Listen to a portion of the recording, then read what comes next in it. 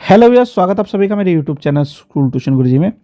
तो बच्चों, हम कर रहे थे क्लास 6 का 2022-23 का इवनिंग शिफ्ट का एनुअल का आपका पेपर। और क्वेश्चन नंबर 11 तो हम कर चुके थे। अब आज हम करेंगे 12वां क्वेश्चन को। तो 12वां क्वेश्चन है आपका बच्चों, क्या आपका 12वां क्वेश्चन है मैच द फॉलोइंग, यानी मिलान कीजिए आपको। तो जब मिलान करने की बात करते हैं बच्चों हम, तो आपको कुछ चीज़ों को ध्यान रखते हुए चीज़ों को मिलाना है बच्चों। ठीक है, तो सबसे पहले है बच्चों आपका अजैविक घटक। तो अजैविक घटक क्या है बच्चों?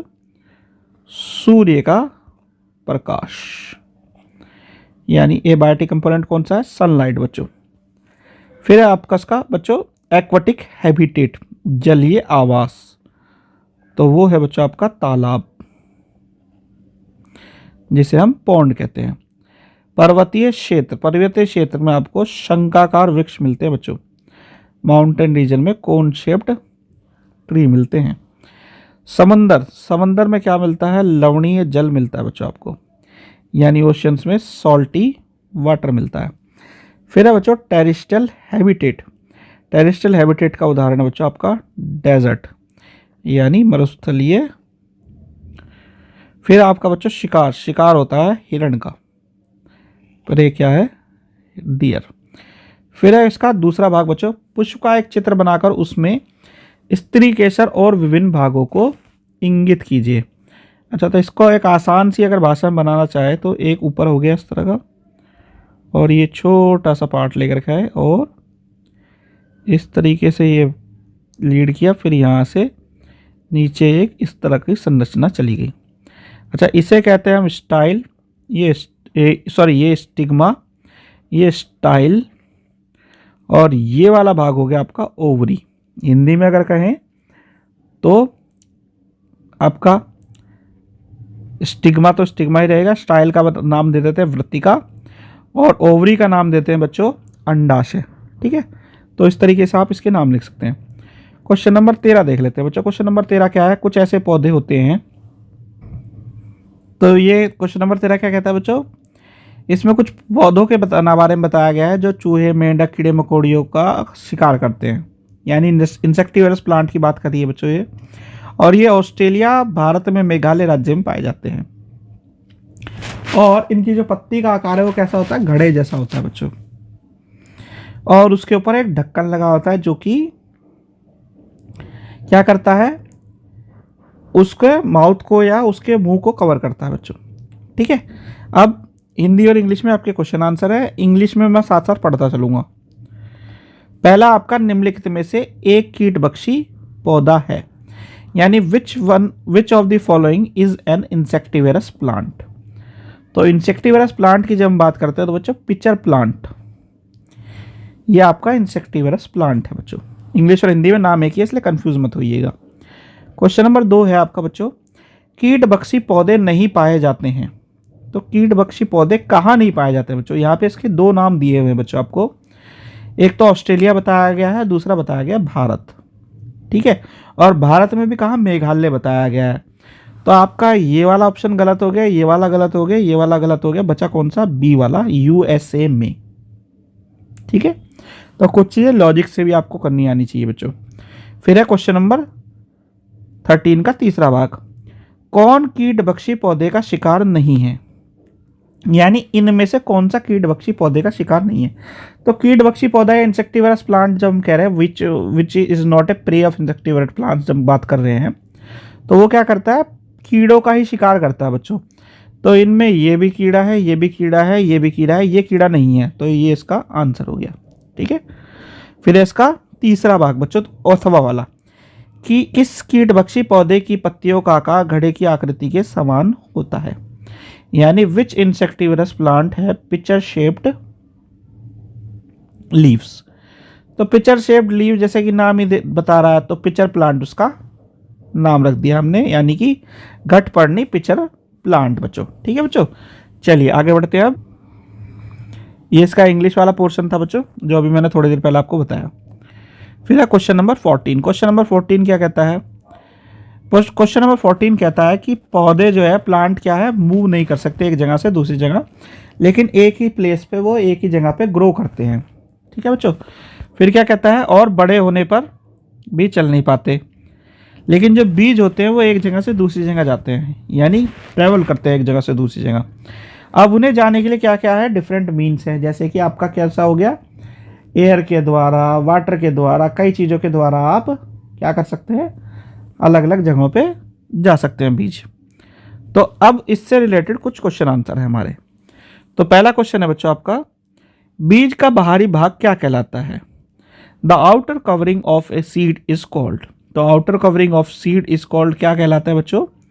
वो कहलाता है आपका सीड कोट, जिसे हम बीज कोट कहते हैं बच्चों। फिर इसका दूसरा भाग है, दूसरा क्वेश्चन है बच्चों, दूसरा क्वेश्चन इसका 14वें का, किसका बीज पानी द्वारा फैलता है?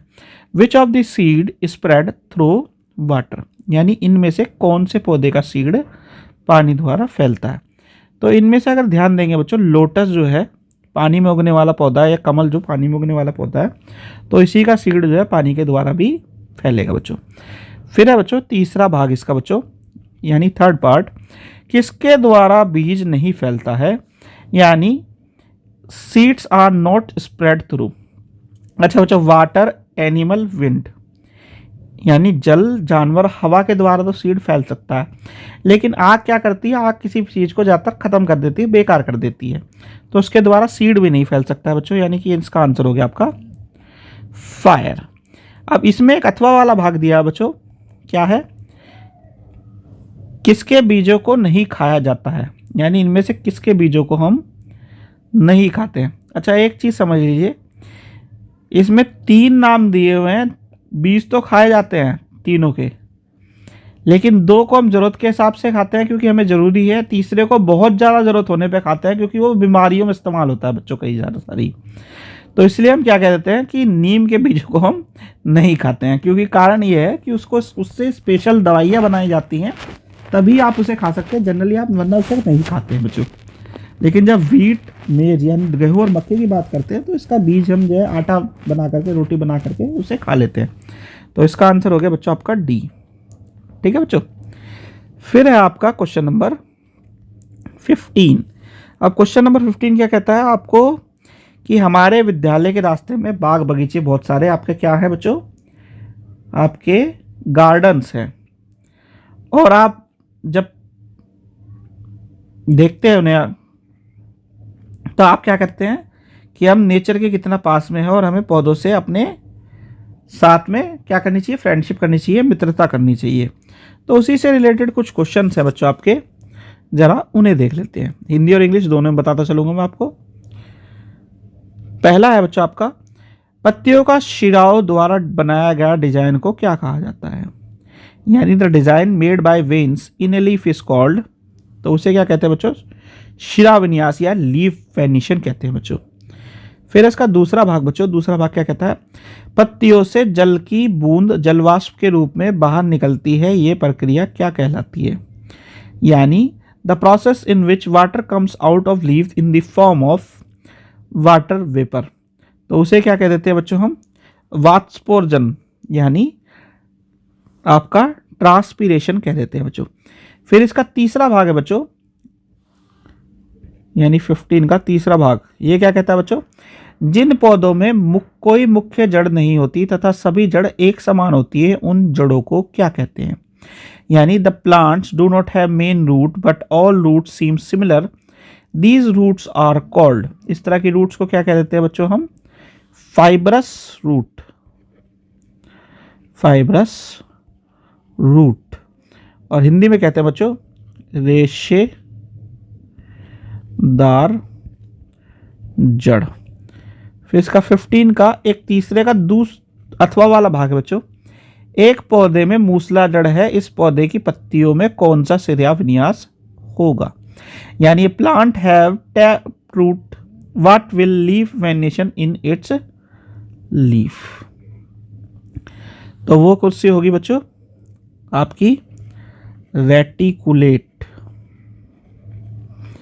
या जलिका, जलिका। जलिका रूपी शिलाविन्यास। ठीक है बच्चों, तो ये आपके बच्चों यहाँ पे ये वाला पेपर होता है आपका कंप्लीट। आशा करता हूँ आपको वीडियो अच्छी लगी होगी। नेक्स्ट वीडियो में बात करेंगे एक नए पेपर के बारे में, क्योंकि आपकी प्रैक्टिस चलती रहनी चाहिए ताकि आपकी प्रैक्टिस मैक्सिमम हो जाए, और जिस दिन आपका पेपर हो यही क्वेश्चन आपके रिपीट होंगे, इसी तरह के क्वेश्चन रिपीट होंगे, और यही इंपॉर्टेंट क्वेश्चन है आपके। अगर आपने ये कर लिया तो आपके मार्क्स भी बहुत अच्छे आएंगे बच्चों। तो बच्चों आशा करता हूँ आपको वीडियो अच्छी लगी होगी। Thank you.